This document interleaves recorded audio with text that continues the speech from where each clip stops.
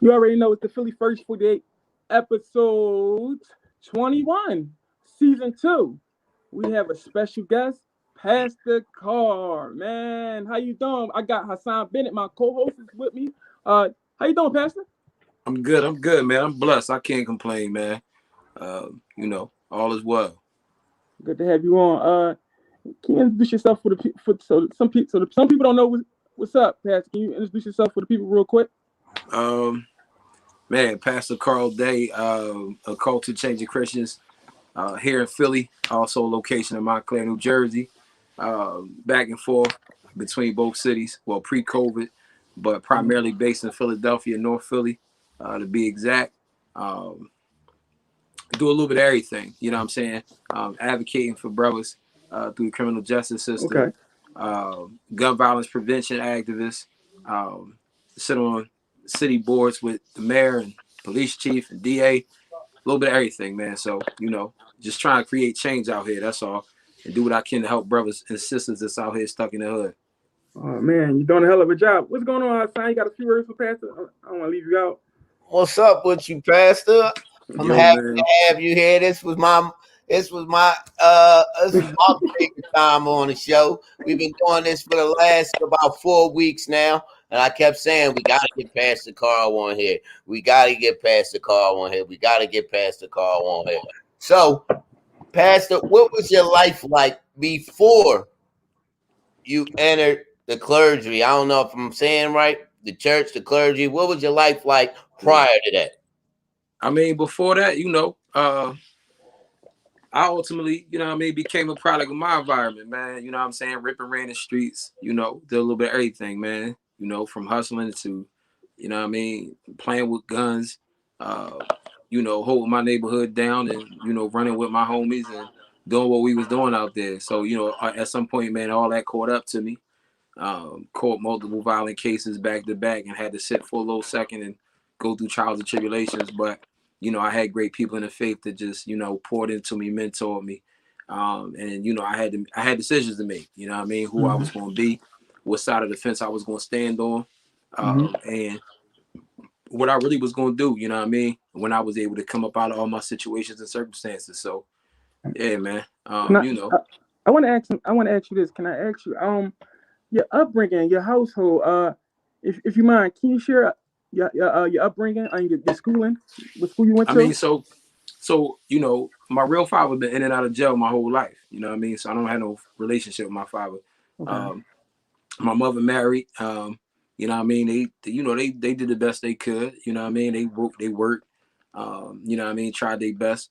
At the same time, I went from playing in the streets, playing sports with my friends. You know what I mean, on the block, to in the neighborhood, everybody started trying to grow too fast. You know what I mean? Mm-hmm. Getting caught up doing a little bit of this, doing a little bit of that, and before you know it, you know what I mean? Some of us died, some of us went to jail, some of us ain't never coming back home. You know what I'm saying? So unfortunately, man, that's just the cycle that we see. So Right. that's what part of what inspired me, man, to get out here and change culture. You know what I'm saying? So which led to the start of our church, our ministry, Culture Changing Christians. And Mm-hmm. we work hard to really strive to change the culture around us, man. So yeah, so that's a little bit of upbringing right there. You know what I mean? Go ahead, Hassan. You want to go? Yeah. So did the defining decision, did that come while you was in prison or while you were on the streets?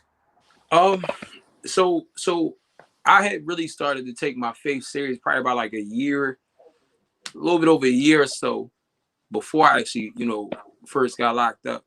Um, I had got like a crib in the county.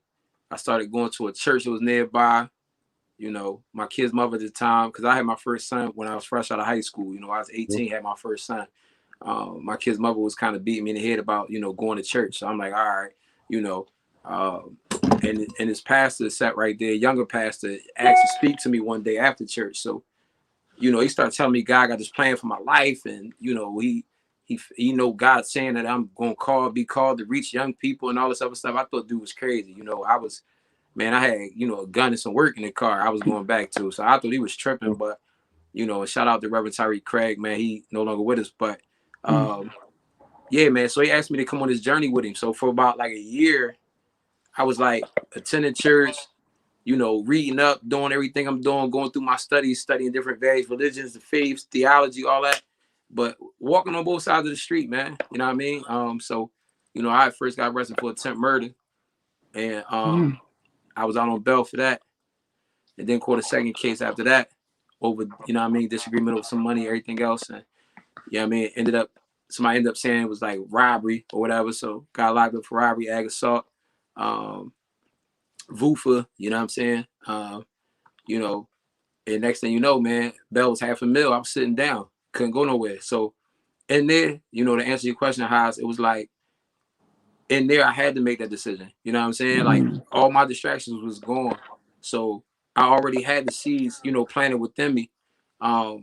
And it was just during that time of isolation, getting away from girls, fast living, all that craziness, you know what I'm saying? Yeah. And just having that time to myself. And then also just seeing where the young boys was. Cause you know, I'm on drama block in there where everybody fighting drama cases. And some of them kids 18 and they running around acting like they 13. And I'm just like, man, these kids really still kids, but they can't be kids when they're out in the street. So in there, man, you know, I just had time to study, time to reflect. And it was just like, yo, and just being away from my two sons at the time was just like, yo, this ain't it, man. Like I'm a buckle down on my faith and really move on what I know God called me to do. And then, man, I just told myself I'm gonna stand on it. So that's where I'm at with it. Wow, dope, man. So you experience the other side, man, and you understand the youth because you've been through it. Your jail experience. Just speak on it. And how many years did you do? Again, real No, quick. I sat all together for like 13 months. Mm, But after I beat the attempt, I still had the other open case. They put me down on pretrial house arrest because they didn't want me walking the streets. But okay. you know, I still had a witness and all that. So I ended up sitting on house arrest for like 20 months. You know what I'm Mm, saying? So like, yeah, I did it, lost 3 years. I see Haas looking, shaking his head, man. Yeah, that system crazy. Yeah. But they had me sitting forever, man, just to go ahead and finally get my day in court.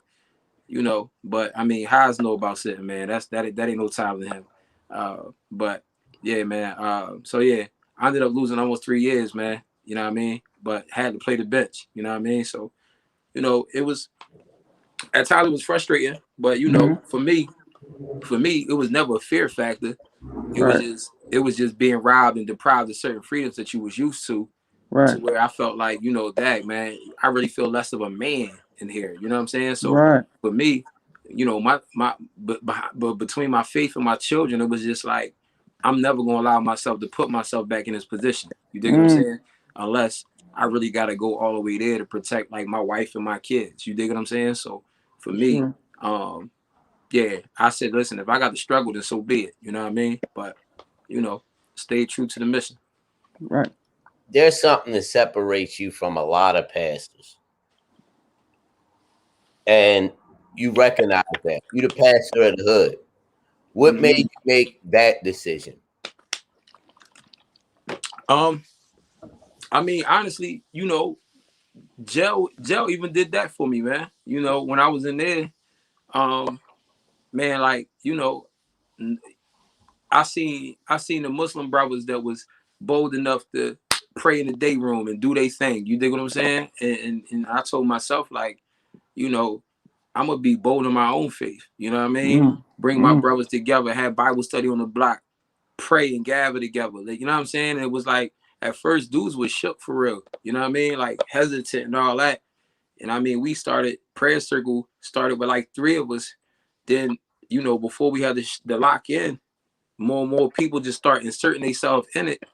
And mm, I was just like, you know, and then there, the young boys and a couple other people was like, man, you really gotta do this when you get out. They calling me Rev on the block, all kinds of stuff. And it was just like, I'm like, yo, when I get back out here, I already know who I'm supposed to reach. You dig what I'm saying? So like for me, I can't get away from it. How it's like I can't, you know, what I look like coming from what they come from and not going back or not staying there. You know what I'm saying? And reaching them people, uh, where most people counting them brothers out. You dig what I'm saying? So for mm, me, that's what separated me. It's like, yo, it was clear. Like if God could do all this for me in my life, who mm, am I to count another brother out? You know what I'm saying? Or sister out? mm. so yeah, it's plain. Like that's why for me, man, like I'm same way I was 10 toes down, man, when we was doing whatever we was doing on the wrong side, man. Like I'm 10 toes down. I got both my hands in it and everything, man. Anything in relation to the hood. And I need people to understand, like, the hood for me ain't just like what we stigmatize as the ghetto, but the hood for me is an acronym, man. Hood is a place where the hopeless, oppressed outcasts dwell. You know what I'm saying? So, yeah, like, where the hopeless, oppressed outcasts dwell, that's where the hood is. That's what the hood is. So, anywhere we find hopeless people, oppressed people, people who feel like they've been outcast by society, wherever they dwell at, that's where I'm at. And that's who I'm the pastor of. You know what I'm saying? Not just culture changing Christians, but I'm the pastor of everybody that feel that way because I'm here for them. So, you know, I just dedicate myself to, you know what I mean, doing whatever I can for that demographic of people. So, yeah. Amazing. You want to go, House? I got to ask him. Well, you can go. Yeah, being a Christian, you know what I mean? You know, a lot of people get locked up, and majority of the men turn Muslim, whatever the case may be. Mm-hmm. A lot of people look at Christians and, oh, you soft, whatever the case may be. And, you know, did you ever, you know what route I'm going, whatever the case may be. It's like, it's not promoted. It's not promoted, but, you know what I mean? When a guy is a Muslim, they real firm. You know, why, you know, help the people understand that. You know what I mean? Help people understand that, man, because that goes on a lot. Like it going a lot, but the Christian minister blame. You know what I mean? I mean, I'm bold. Like everybody know Pastor Carl, and I rap Pastor everywhere I'm at, so people know I'm Christian. But you know, the Christian minister blame. If you could be bold, you know what I'm saying, in promoting nonsense, you could be bold, and you know, being obnoxious. You know what I mean? Posting up naked women and doing whatever you doing, but yet be talking about I love the Lord. Why you ain't bold talking about how you love your Lord? Like, you know what I'm saying? So, you know what I mean? That's why Christian men may be stigmatized. You know what I'm saying? At least the Muslim brothers, you know, they gonna have their kufi on, they gonna have their prostration mark, they gonna go ahead throw their throw on, they gonna let you know they believe what they believe. So if Christian men got a problem with that, you know, maybe they need to get bold in their Christianity. I'm glad you spoke on that, man. That's just what that is. You know what I mean? If people, I would say this. You know, Jesus said you identify a tree by its fruit. So if people get close enough and you claim to be a Christian tree, how much Christian fruit they raise seed underneath your tree? You know what I mean? And I think a lot of Christian brothers, if they offended by that, then maybe you ain't even letting it be known that you really a Christian for real, the way that some Muslim brothers or other brothers of any faith is. You dig what I'm saying? So, you know. Pastor, you go on them blocks, Pastor. You go on them. I saw you on Kensington. I see you on North Philly. You go. You know what I mean? Not only like you on the streets, man. I was in West Philly last night, man. 52nd Westminster. Shout out to Shaq and them out there. Speak on that. Speak on you hitting the streets up and getting the word out through the streets. So. I mean, listen. You know, it would behoove me to call myself the pastor of the hood, and I ain't never seen in the hood. So, you know, I get out. I get outside. I step outside. You know what I mean? I move around. I maneuver. You dig what I'm saying? Like. You know, with no fear. I ain't got no security and none of that stuff. People see me on TV and you mean I'm by myself. You dig what I'm saying? But at the same time, you know, I just believe in, man, getting out, showing brothers love. Because right now, I city lack love. You know what I'm saying? So, you know, whatever type of information I got to bring the brothers directly, let them know what they up against. Whether, you know what I'm saying, it's on the city side of things, letting them know this is the bigger picture. This is what you fighting up against out here. While you thinking you're the man up the street from you, the ops. This what they really want all y'all to do. You dig what I'm saying? So y'all can play the game they want y'all to play and end up where they want y'all to land. You dig what I'm saying? So, you know, I get out there and I talk to the brothers about that.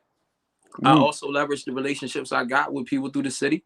So when brothers say, yo, well, I need a job, bet. Well, what you trying to do? You really trying to work? Let's work. You know, so that's just, you know, that's why I'm outside. You dig what I'm saying? So, you know, for me, I ain't never had a bad experience a day in my life.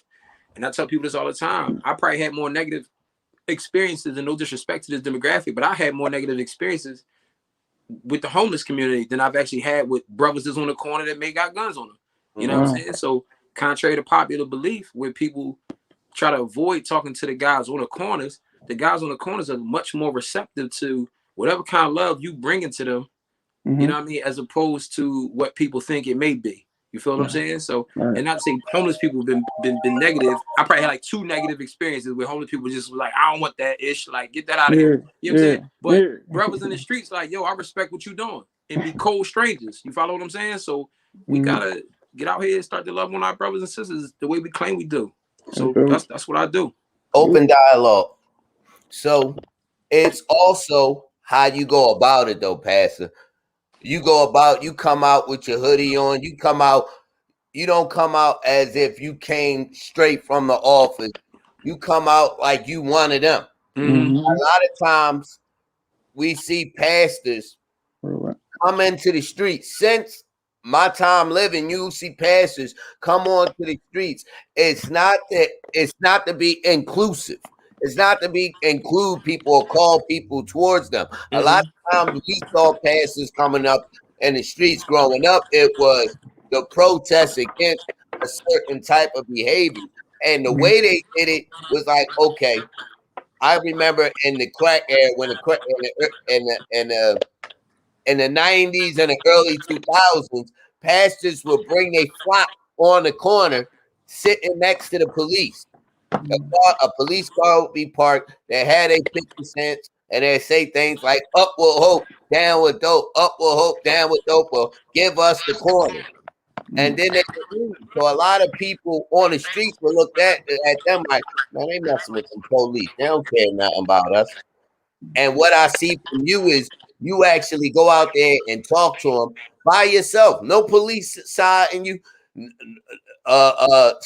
Sometimes you come by yourself. Sometimes you come with people from your congregation. But you sit there and you talk to people on a one-on-one level and try to get to the root of the problem instead of just pressing down on them. And I think the inclusiveness, the way you go about bringing and the love you bring with them, that's what makes it effective.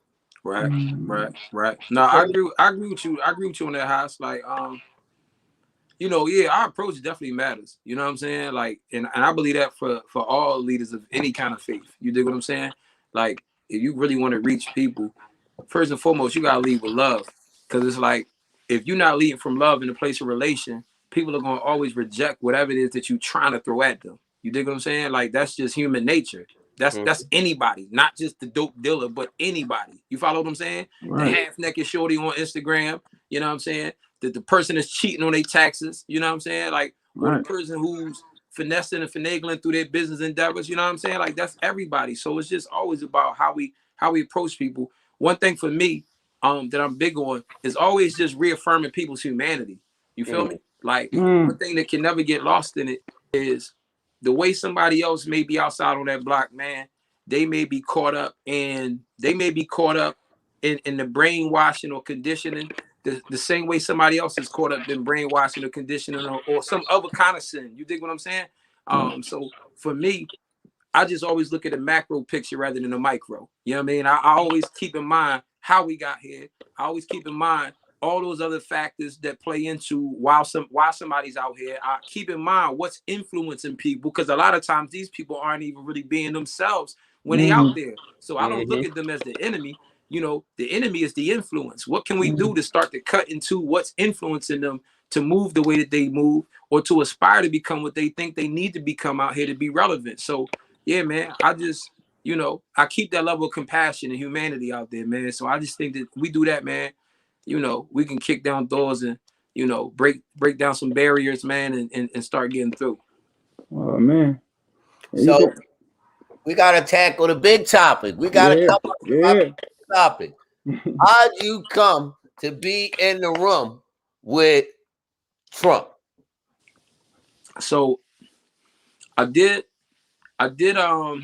somebody from NPR reached out. I did some stuff with NPR.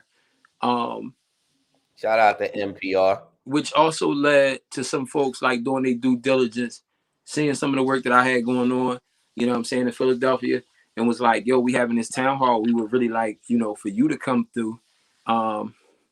We would like you to come through and address the president. So I'm like, all right, you know.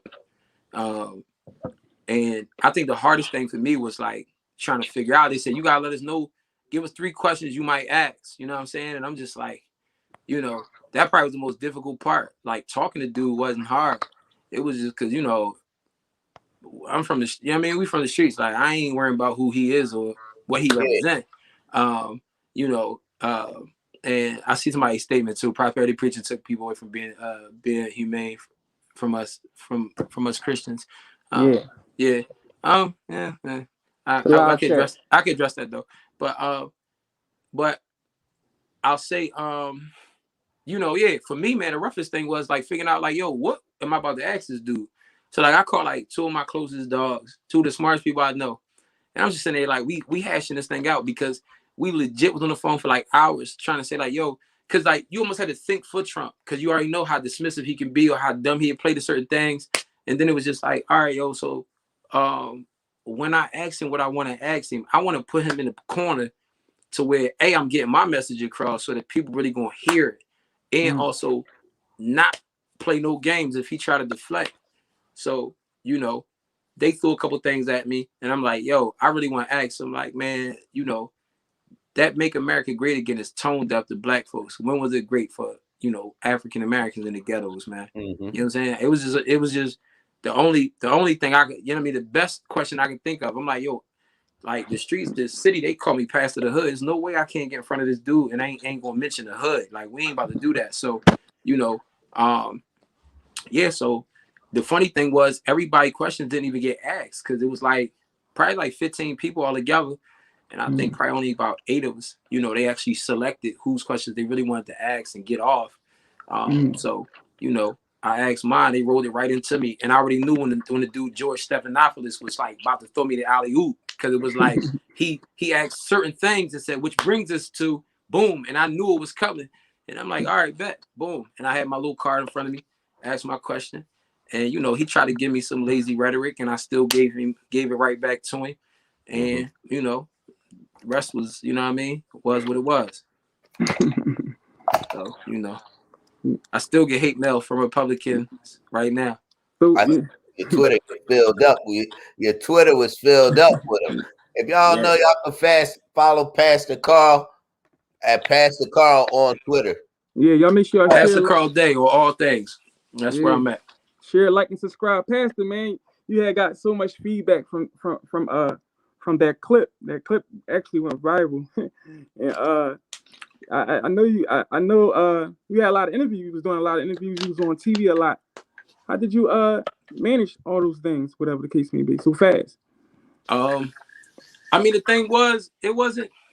I mean, it was a little tiring at first, to be honest with you, but it was like, you know what I mean, to be honest with you, from the protests, taking on bigger roles with the city before the Trump stuff, you know what I'm saying? Like, I did USA Today articles and other things in relation to what we've been doing, you know, with violence and everything else. So like, I wasn't like a stranger to really dealing with the press.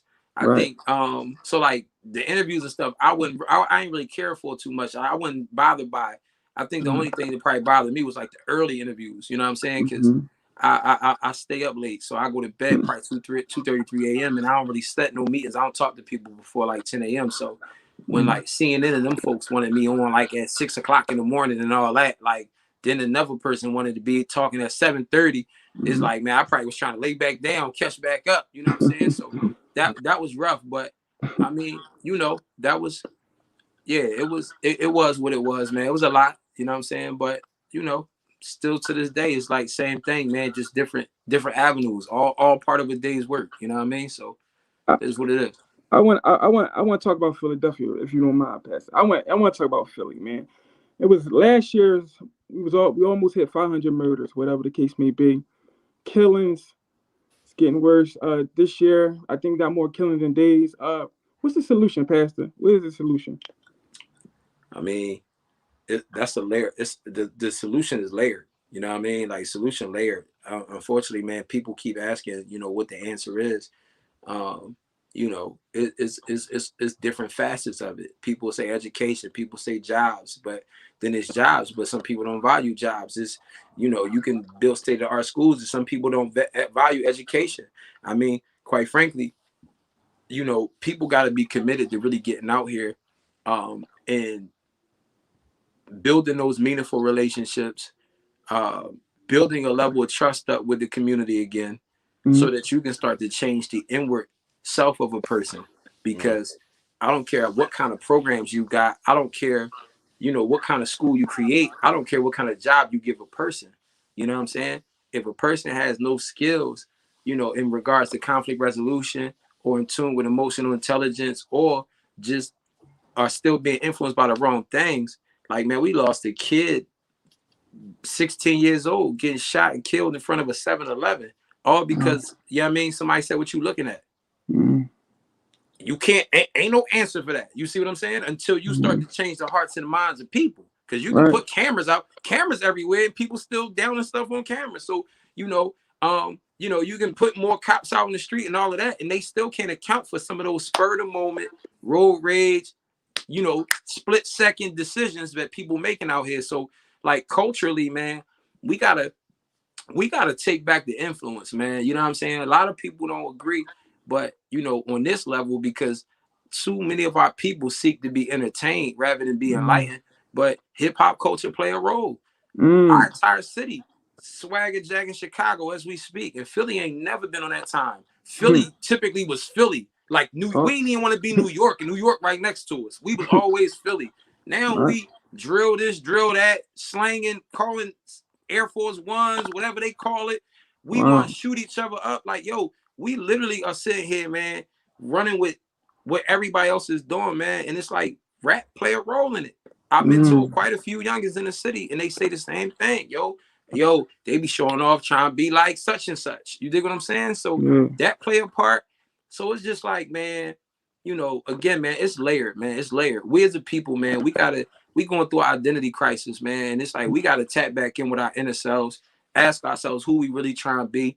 And we can't just sit out here and get upset when, mainstream media portray us a certain way, but they glorify and celebrate everything that still perpetuates that same identity. You think what I'm saying? Like, I despise two things, man, that I hear often. And I hear it often from Black people. I hear people say that, we need resources. And there's plenty of people in the city who on the grounds doing work, bringing resources to communities. I hear people say, who are our leaders? I see, dog, I know plenty of leaders. Hassan Bennett is a leader. So I'm pissed when I hear people say, like, where are our leaders? Do y'all know the magnificent people? But we busy giving our money to them white folks in the materialistic nonsense, and don't put the support or backing behind our leaders. So now we begging a system that we know really ain't for us to suddenly give us or drop money out the sky for us for our betterment, knowing damn well it ain't created to work for us. So if we putting all our bread to everything else, you dig what I'm saying? Chasing this facade. Why are we not backing the play of the leaders? And that's the problem, the facade. There you go. Trying to keep up the facade instead of being who you are. What is it? The brand ain't gonna make you. The brand makes the brand. And that's what we have to understand as people. The brand makes the brand. The polo horse makes the polo horse. You're not quote unquote thorough. You're not quote unquote real because you wear the polo horse. You're not quote unquote thorough. You're not quote unquote real because you wear the Louis, the Gucci, the whatever brand you desire to wear on your back. Just the broad. You are a walking model that billboard. Does not get paid for modeling.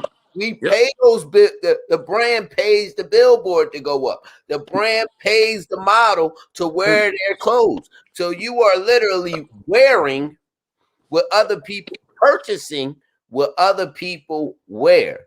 Absolutely. Or get paid to wear, but you do it, you pay them to advertise them. Until we start looking at it and that light, we won't understand. People will accept you for you. People, the power comes in what we have established, not what we purchased. Yeah. And I think that's a big part of it. That's a big part of the solution. Huge part. Why you think Fortune 500 companies are willing to pay people online that they deem to be what? Influencers. Yep.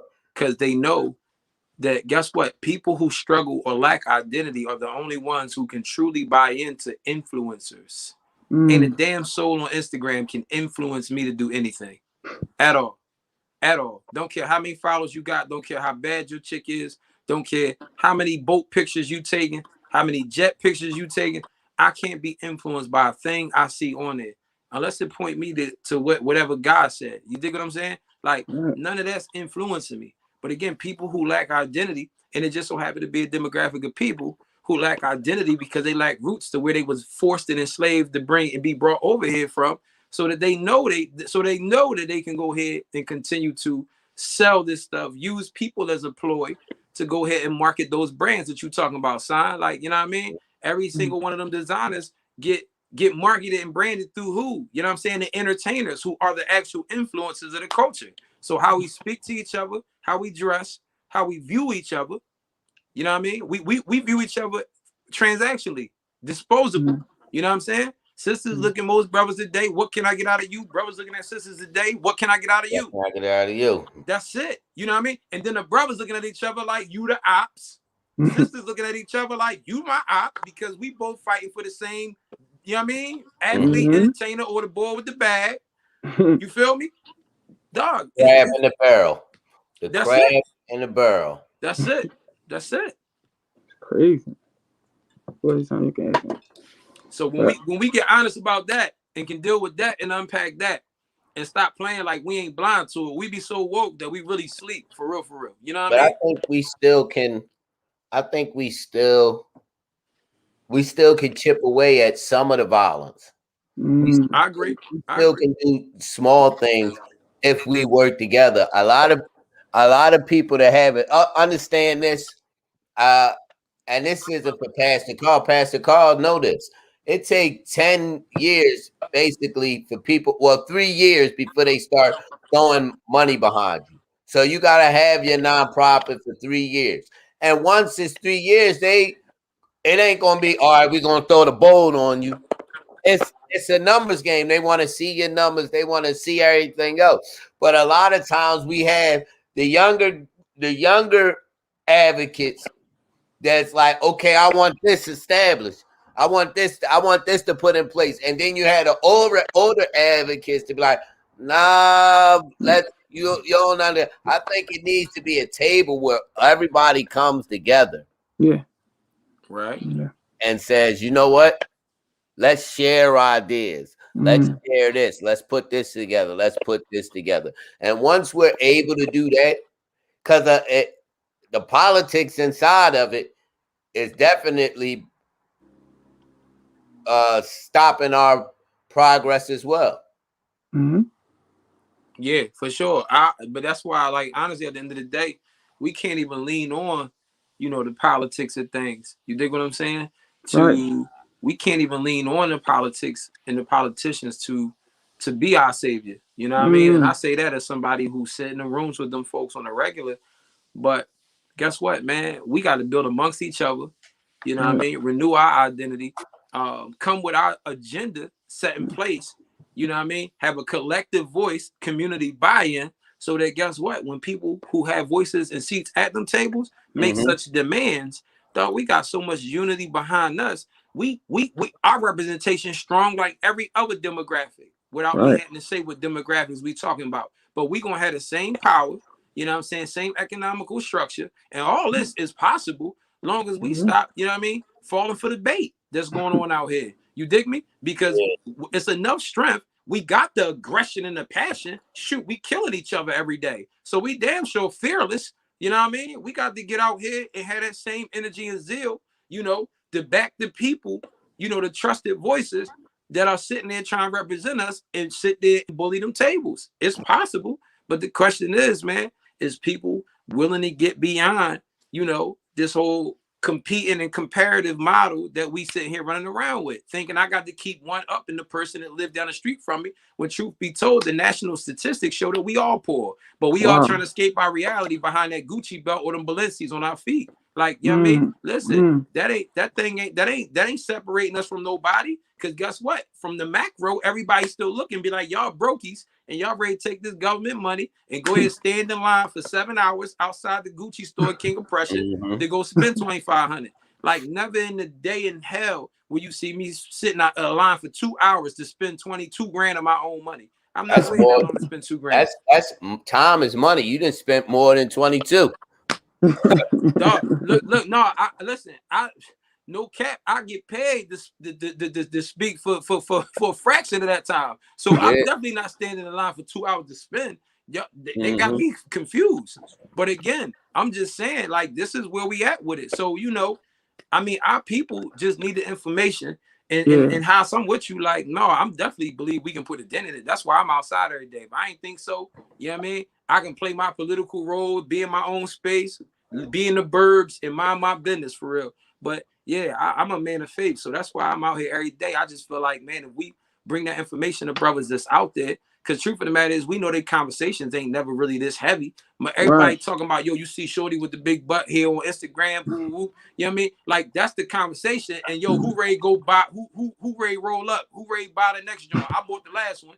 Oh, this my sell. I mean, yo, no, I caught the last joint. No, it's your turn. You know what I mean? That's the conversation for 16 hours, and you got 11 dudes on the block, and 7 of them hustling. The other ones is just decoration, and everybody probably brought in $75 by the end of the night after they ate from the poppies in the Chinese store and rolled up 4 times in that time span. So I'm just saying, like, we gotta have them conversations, and I ain't putting my brothers down, but I'm just breaking numbers down to show y'all this math don't even add up. Like, actually building them up with that. Yeah, this math don't even add up. Like, it's too much money out here. You know what I'm saying? Like, man, so that's what I do when I pull up, man. Like, yo, who wants some? Let grub on me. Like, I buy sandwiches. Let's rap, but let's talk. And that's go ahead. Go ahead. That's why we created this platform to actually, you know, bring leaders like you and Hassan on to share the information for the youth, because some of the youth don't know these certain things, whatever the case may be.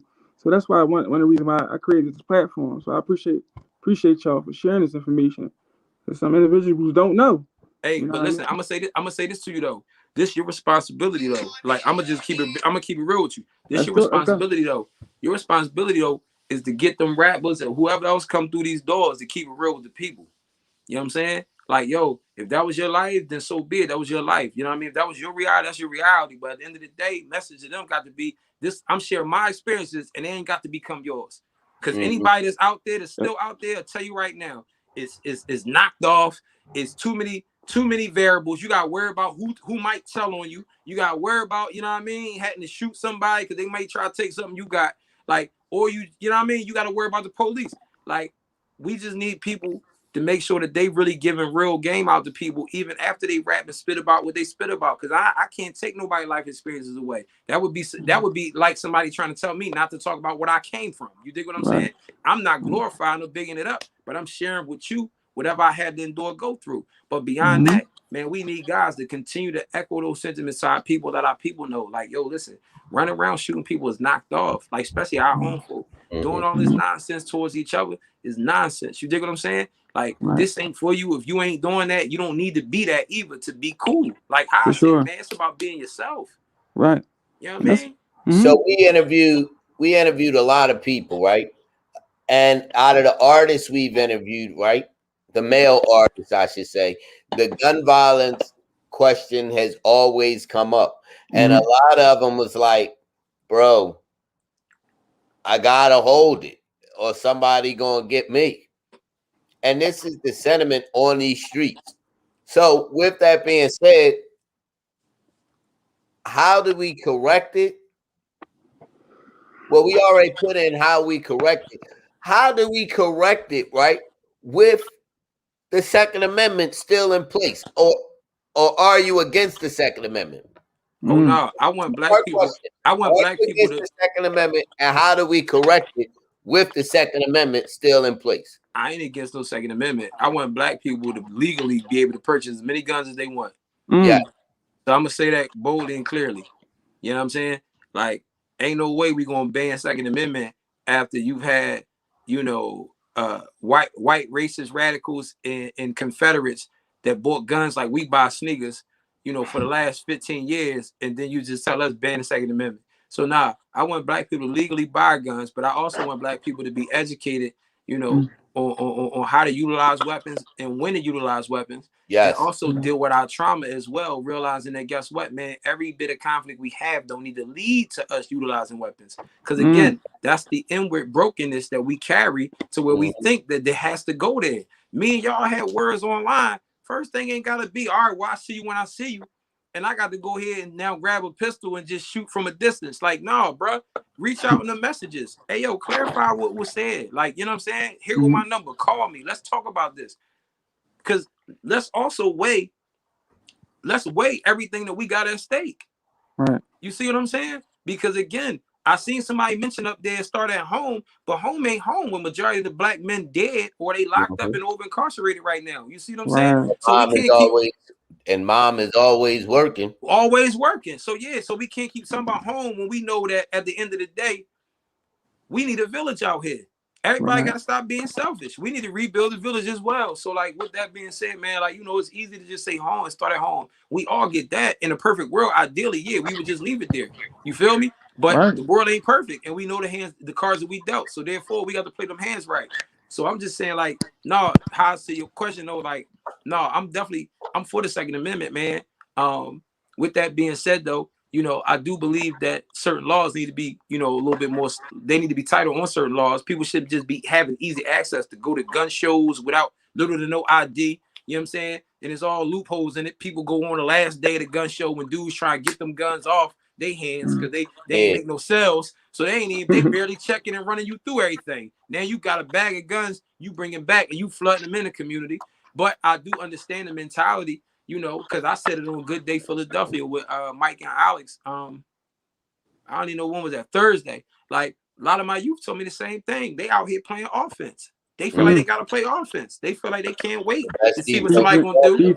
Yeah, because they like, man, I'm not waiting for somebody to do something. So unfortunately, that's where we are. But I feel like, how's to what you said earlier, man, like we could chip away at that. I feel like, man, the more and more the who's who in the city start having conversations with the who's who in certain areas, you know what I'm saying? And we start really letting people know what they up against, and we start letting them brothers know, like, yo, this really ain't it, because all that shooting and killing, when you hashtag free the men, you might well throw that in the trash.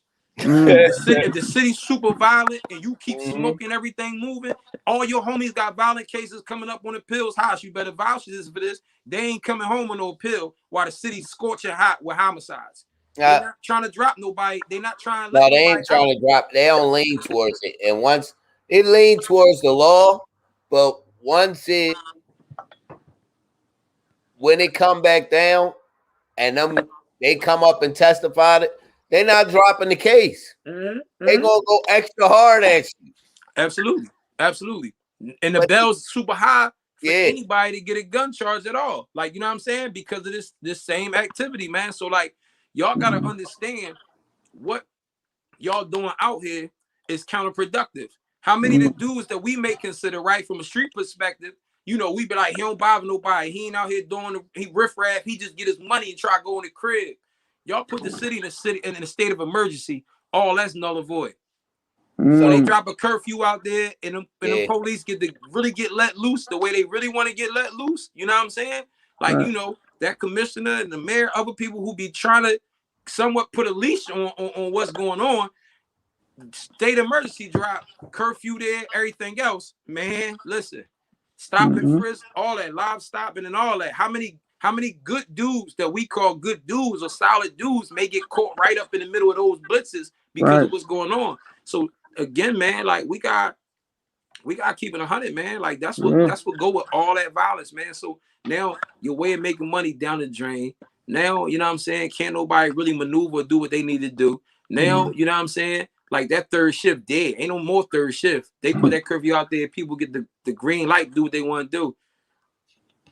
It's a wrap. So I just think all that need to be taken into account, man. You know what I'm saying? Like the shooting can't keep being away. The Second Amendment is a touchy subject.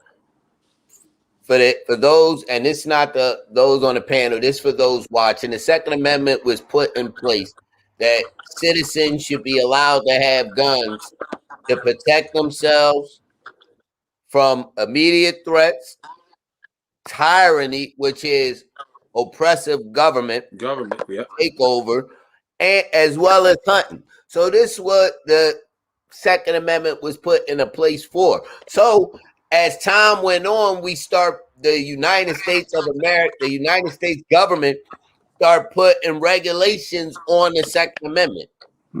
Right? They start putting regulations on the Second Amendment to register each firearm so they can know who had the weapon and also prevent certain people from carrying firearms. This was agreed to by the NRA when it happened before they switched leaders. Now, with that being said, when you look at the tyranny part and you look at the protection part, once so many murders happen, murder after murder after murder after murder happens, right? It's like we throw away the fear of tyranny and protection away and like, no, we just don't want y'all to have guns, period. I don't care why you had the gun. We don't.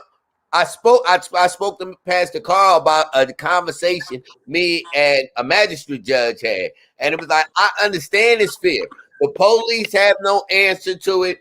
The judges have no answer to it. The prosecutors have no answer to it. Nobody in city council has no answer to it. It just keeps escalating. But we can't allow, even if you're scared and you have a gun, we can't allow you walking around with a gun to protect yourself unless you do it the right way.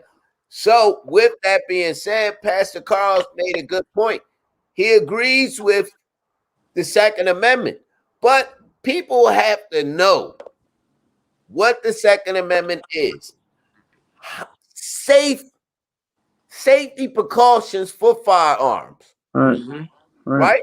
As well as you got to have some type of mental stability. For sure. And I think that's certain things that needs to be put into the neighborhood. But then when you put into the neighborhood, you have another threat.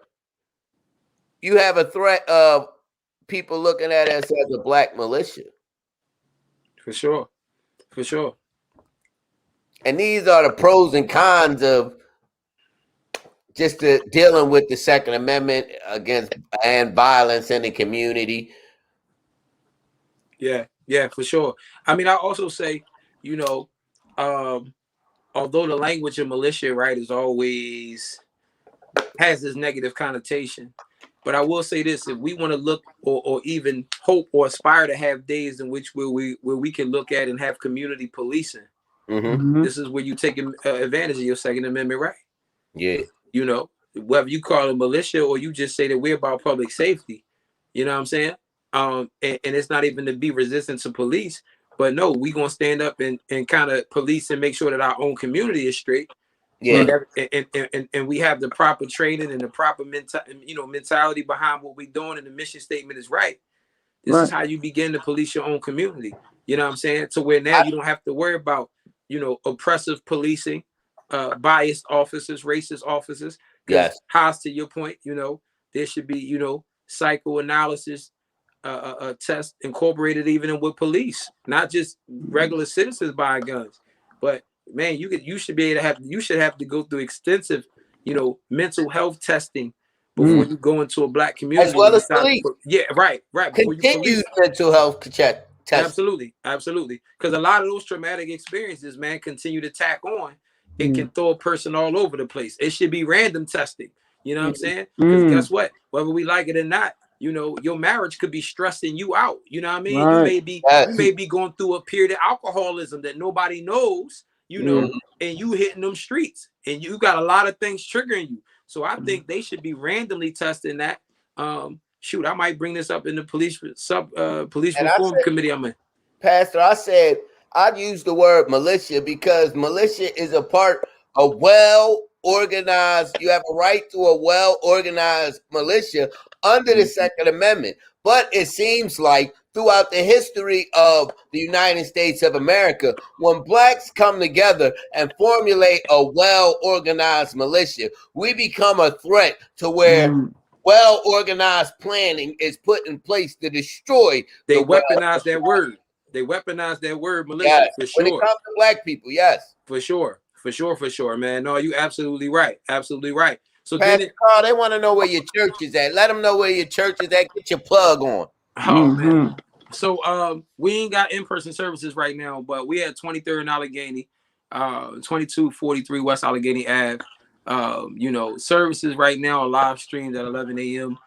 Pre-COVID, man, we had after school safe zone programs for teenage boys. We was running them from 3 to 6:30, and the boys had, their own TV, could play video games. We spent over an hour first, bringing holistic trainings and teachings and whatnot to them to just build them up, to get their minds right. But we understood that a lot of times, the boys don't want to go straight home, but it's also a lot of ways they can find themselves in trouble, waiting on a sub, people flash mobbing, jumping other teenagers. So we gave them, they came and hung out with me every day. We also took them on monthly trips, created incentives and stipends for them as well, had them serve community. I had them really connecting with guys that are really out there in the streets, and guys coming out there from the streets, coming inside, talking to them, letting them know, like, yo, this really ain't for y'all. I've been shot up out here. Like, y'all really don't want to do this. Don't believe these rappers. You know what I'm saying? So, but yeah, that's just a little bit of what we do. You know what I'm saying? We service a little bit of everybody, but that's where we at. Again, like I said, 11 a.m. live on IG under my account, and live on Facebook for my church page, Culture Changer Christians Worship Center. I go live. I preach on Sundays, teach Bible study on Wednesday nights at 7 p.m. Yeah, so but yeah, I'm always around. Proverbs versus what? Oh, you said the problem solved through Proverbs. Oh yeah, problem solving through Proverbs. Problem solved through Proverbs. Yeah, man. I gotta get back on that too, man. I was dropping content on the regular. You was dropping jewels. Yeah. I was trying, man, but man, Philly been keeping me busy. You know what I'm saying? So when all this stuff turned up, I got more meetings. You know what I'm saying? I got more stuff to do. So it was taking me away from really, having the time to create the content. But I'm ready to bring that back this week, though, for sure. Every day drop a proverb for the day, give everybody a little quick message. Be 1 minute, you can share it with your peoples and keep it moving. But if you click that hashtag, problem solved through Proverbs, it's quite a few of them up there, so you can check them out, some old ones. But yeah, I'm coming back with more. So you can't wait, man. Make sure y'all subscribe to Philly First 48. Like, comment, share with a friend. Do whatever y'all gonna do. We here with Pastor Carl, myself, the litigator Hassan Bennett, and the host with the most, Johnny Mack. Yo, Pastor Carl, I want to say this to you, more like a laid back pastor. We normally see pastors with the suits, shiny shoes, whatever. You get laid back. I wear all black every day, man. I'm wearing black every day. That's you give out the real too. You don't hold no punches, man. No, man. Your style, man. I appreciate your style, really. I appreciate that, man. Listen, I mean, life too short for the show. So I ain't got time to give nobody no show. I'm just here to give you the word, talk truth to you, break down the depths of the word while still make it practical for you so you can apply it to your life and, take that from there. For sure, so, yeah, man. That's how I come with it, man. So, Hopefully we have you back on, man. Hassan, any other questions? Yeah, I got a question. Go ahead. We do interviews here on First 48. That's what we do. Yeah. We conduct the interviews on First 48. I'm trying to log this in on First 48 while I'm talking to you so we could bring more people on the page. But we do interviews on First 48, and we had an incident. It wasn't an incident. We had somebody interview. Prominent.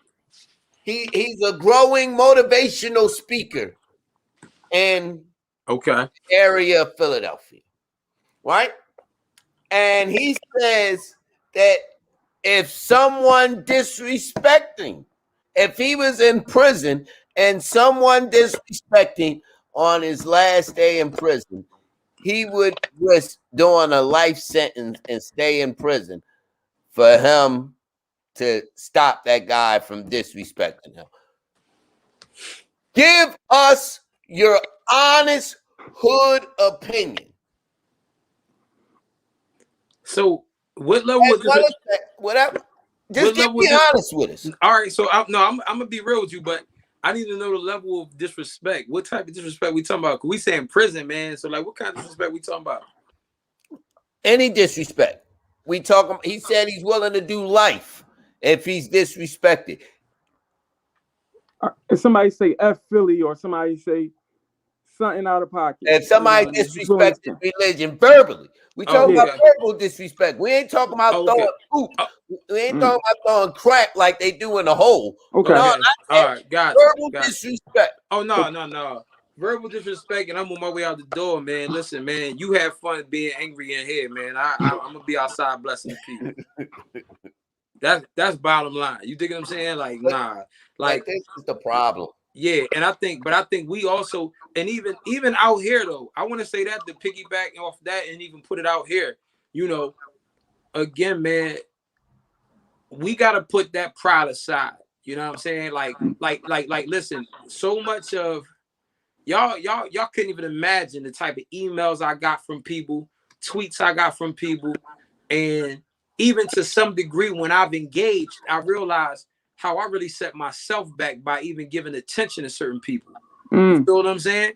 Like, you know, to where like I technically ain't nobody about to get me in trouble or cancel me for real, because the streets love me and my church love me and my home love me. So if those three elements are cool, I could care less. You see what I'm saying? The community I serve, my church, and my family, I'm good. But for me, I had to realize this, and it was like certain people that mentor me, OGs that I got in my life that mentor me in the faith. They like, yo, you somebody. Stop responding to these people. And I'm like, you know what? You're right. So I'm saying that to say, if I could think about it from that perspective, if I'm outside and somebody or if somebody say something disrespectful online, it's like, yo, I want to open the conversation up. What's up with you? Because like it ain't about to be worth me. I gotta factor in everything I got to lose.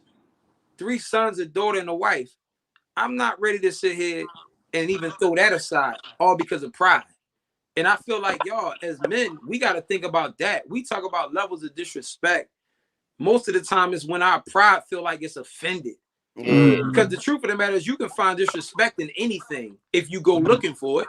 Right. So you see what I'm saying? You can find disrespect in anything. So with that being said, though, how much of that is worth throwing your life away? Because you're going to go to jail and you're going to feel like you was a cold nut 2 months in when your lady and your kids out there and you stuck trying to hold on to, oh, boy shouldn't have looked at me crazy. He shouldn't have said I was soft. Like, what? Now you want to join crying or holding back the tears, hoping your lady ain't going out there already got a new dude in the crib. First of all, you're not even gonna get that phone call for 90 days. 90 right. days? There you go. There You you go. upstate, whole time upstate 90 days. There you And go. you don't get a phone call unless you know how to maneuver. There you go. You ain't got a case in, you ain't getting that for the 90 days. And You how many gonna and out of them 90 days, man, how many of them days you crying because you really just fearing the worst for everybody at home that you're supposed to be responsible for? So that's why, man, we gotta really sit here and ask ourselves, you know, how much weight do words carry anyway at this point of the game? You know what I'm saying? In the grand scheme of things. So like for me, hell no, I'm on the way out. I'm telling that brother, man, peace and blessings, man. I hope you get healed one day and free. I'm out though. That's it. Beautiful. That's it, man. That's it. Like, you know what I mean? You comfortable in your manhood.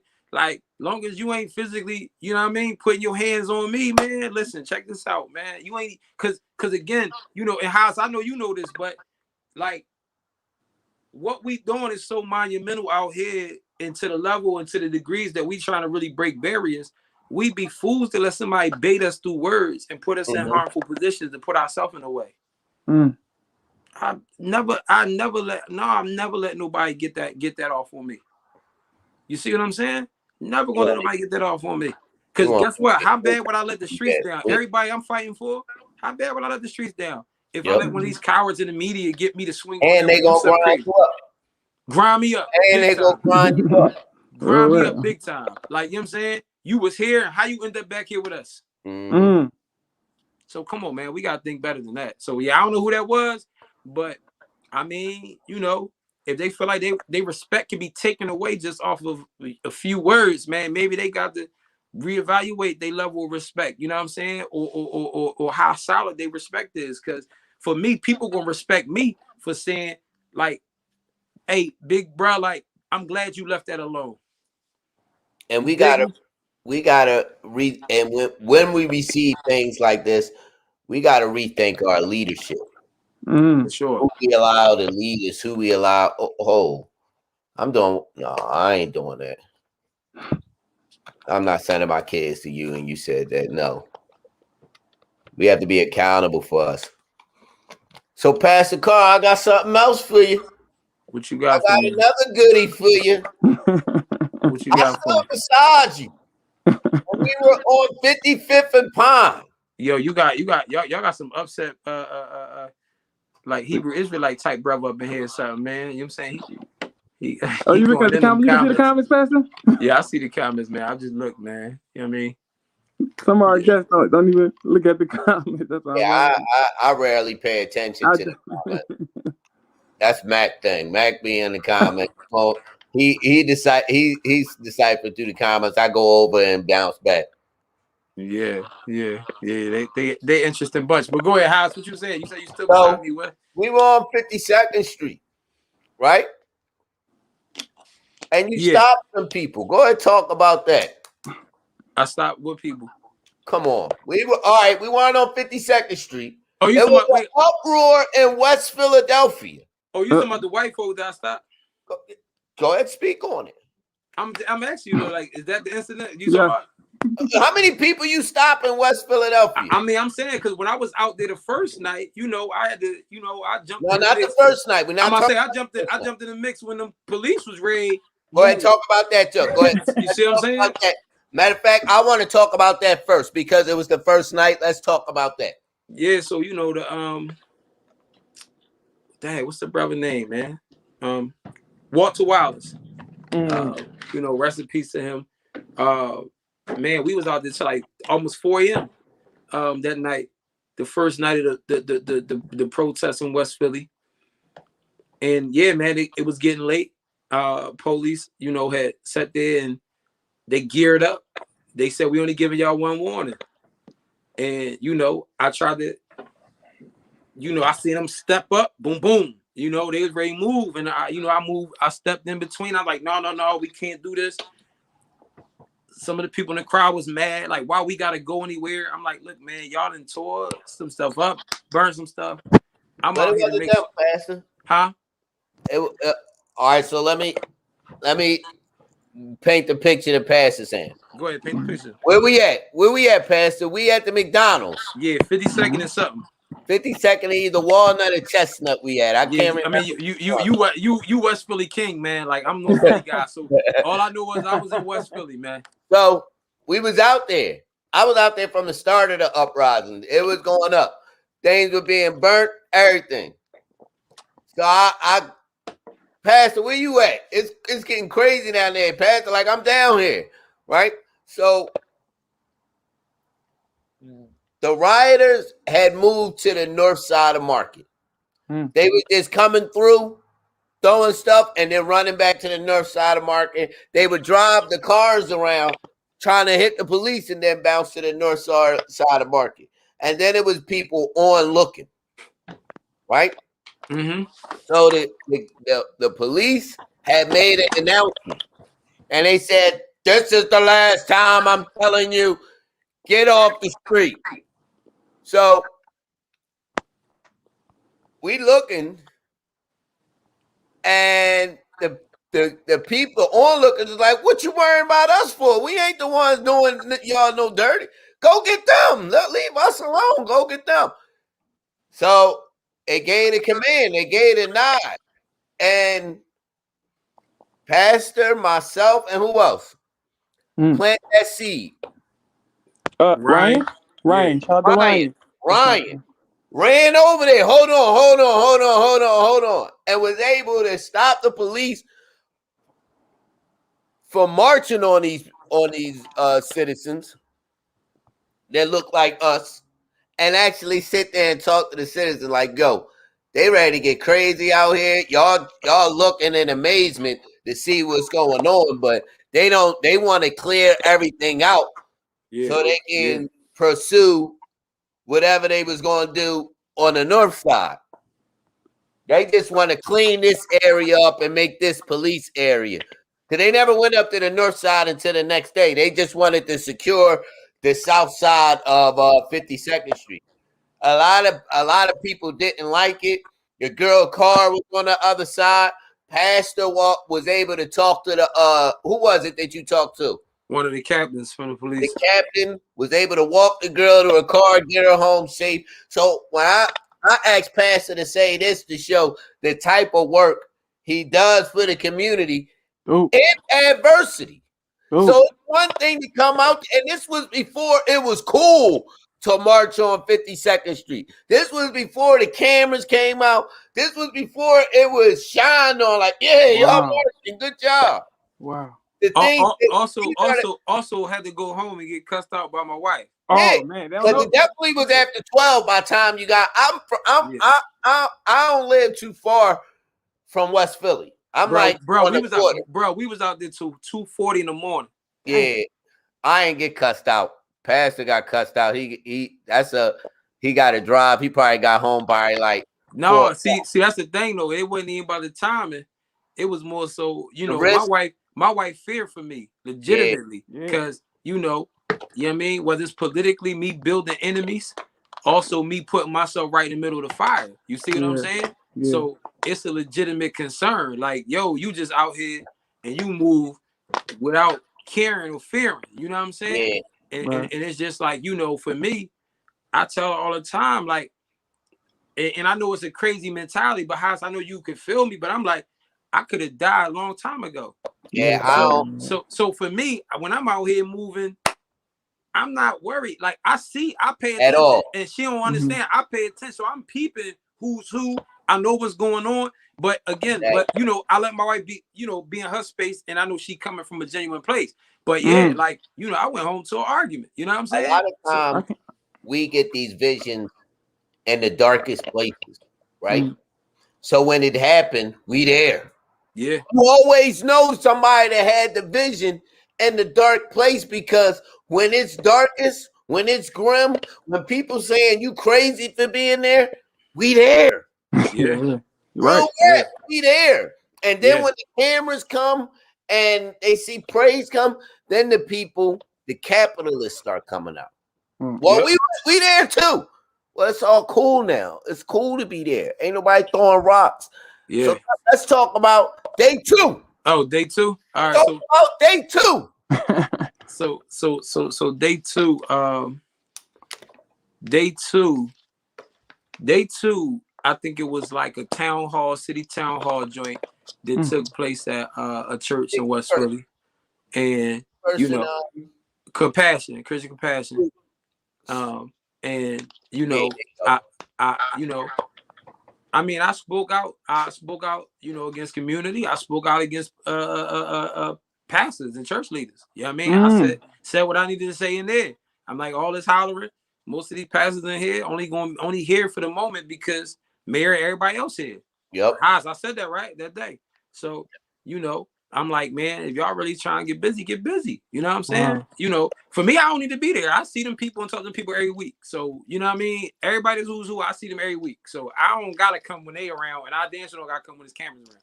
So, you know, but afterwards, you know, we was like, all right, well, let's hit the streets tonight. You know what I'm saying? Now, mind you, I'm on day 2. I just had to go ahead and get beyond, you know what I'm saying, 3 in the morning in my crib. So we get out there and we hit the streets, we mobilize and we moving.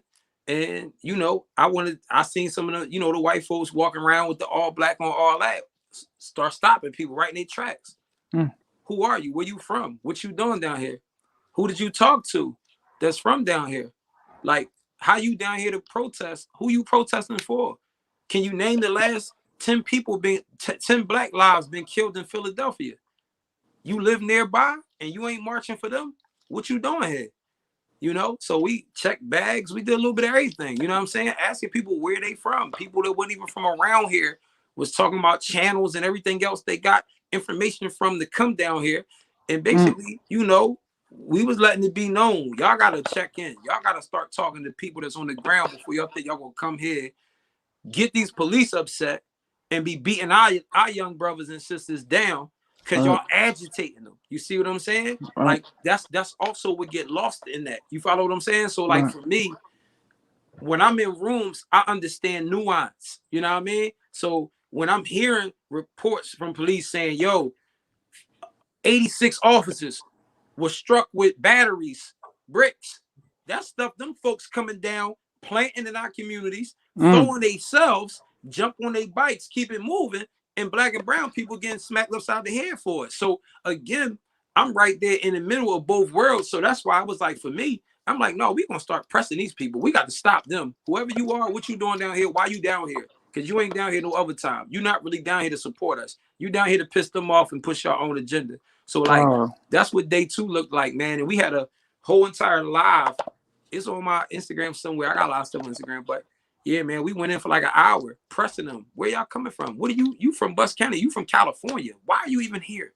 See what I'm saying? And it's just like, you know, again, man, you know, a couple of them got checked, got corrected. They respected it. Some of them moved on, kept it moving. But it's like, until we get that same type of level of zeal, man, to hold down our protests too and hold down our cause. Stop letting these people hijack our cause. That's important.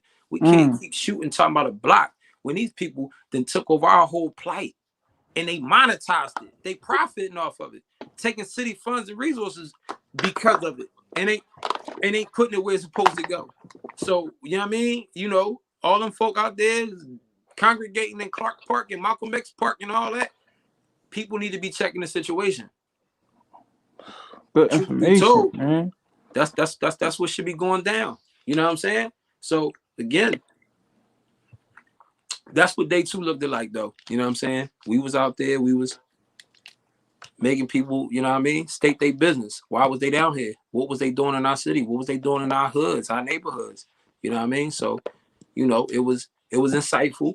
I even had gotten information to where they was communicating, paying attention to what they about and everything. And again, you know, with so many other agendas. That's why black folk, we got to stop looking at each other like the enemy.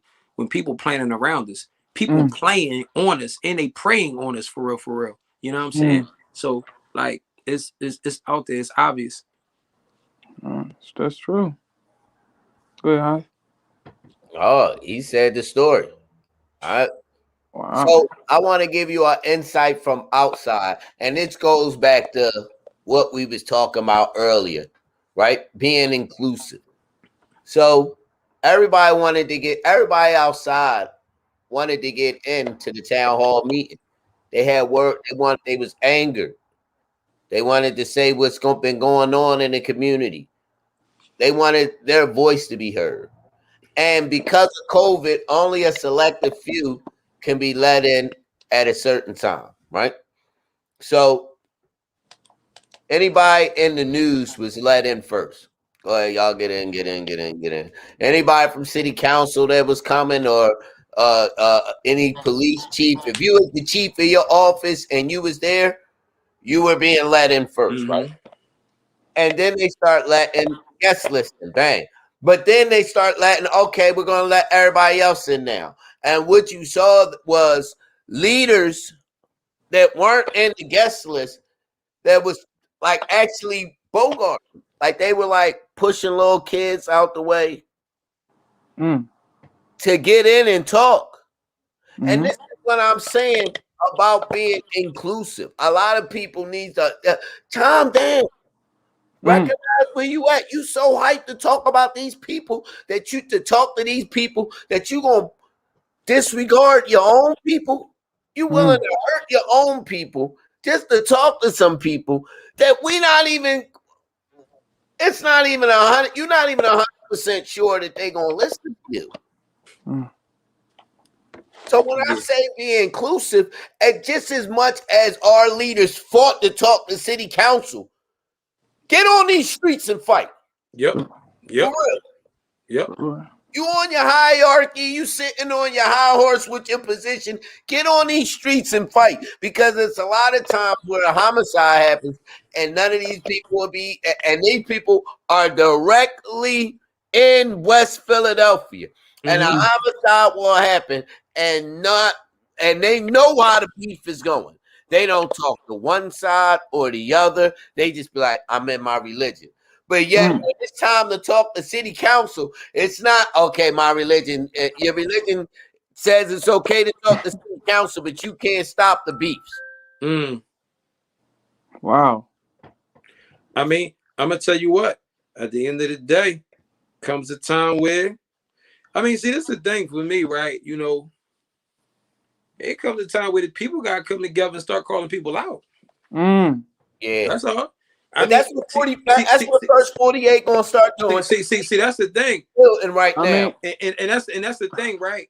One thing for certain, two things for sure. I ain't never got worried about nobody calling my name out on nothing. You know what I'm saying? Unless they just got axe to grind with me, and I don't have no problem with checking to somebody with receipts and the facts. It's not a problem. That's a layup. You know what I mean? That's a layup. That's a tipping for real, for real. Ain't even a layup. That's a tipping. Just, you know what I mean? Just knock it right on there. Like, so for me, yeah, I'm with it. I'm with that energy because it's a lot of people who are self-proclaimed leaders, faith leaders. You know what I'm saying? Whether they pastors, imams, and whatever, you know, in the city, activists in the city that need to be checked. You see what I'm saying? Like, you know, I'm in a position where I'm in a weird position. I'll say that, right? To where, like, and this is crazy, right? Let me state this, but this is crazy because it's like I'm in a weird position to where I'm in a no-win position when it comes to dealing with leaders in the city. You know what I'm saying? Like none of them can ever say that I'm coming from a place of envy because I have the audiences or I have the influence that they wish they had. You see what I'm saying? Right. You know, my wife probably better looking than majority it is anyway. So there's nothing for me to envy. You see what I'm saying? Like I really have nothing to envy. I'm not envying nobody's, I'm not coveting nobody's money or their congregation size or whatever case may be. But you know, also so the narratives would spin to he's arrogant if I'm calling out nonsense. Not realizing that these are the voices of the people. This is what the people are saying. So when I speak for the streets because this is what people are saying. So Haas just was alluding to it, but you know, or they would try to, you know, say that somewhat like I'm being a bully. You follow what I'm saying? So that's why, like for me, I'll just continue to push the agenda and the urgency for us having that need to unite. You know what I'm saying? And I've said this on public platforms. You know, I sit as a commissioner on the Mayor's Faith-Based and Interfaith Affairs Commission. So I'm about interfaith work. I don't care what you believe. Like, you know what I'm saying? You believe in God and you want to fulfill whatever it is that your holy book says, then dog, let's work. Let's get out here and put this work in. I'm about working with whoever really want to work. You follow what I'm saying? All the other nonsense, man, leave that at home. But again, the people need to stop looking to the mayor, stop looking to the DA, stop looking to the same three people, and start looking around you of the people of your same hue and say, yo, y'all playing. Yep. And number one, I want people to start looking in the mirror, not the mayor. The mirror. The mirror. And check where you doing wrong. That too. Right. That too. So every night I go to sleep, right?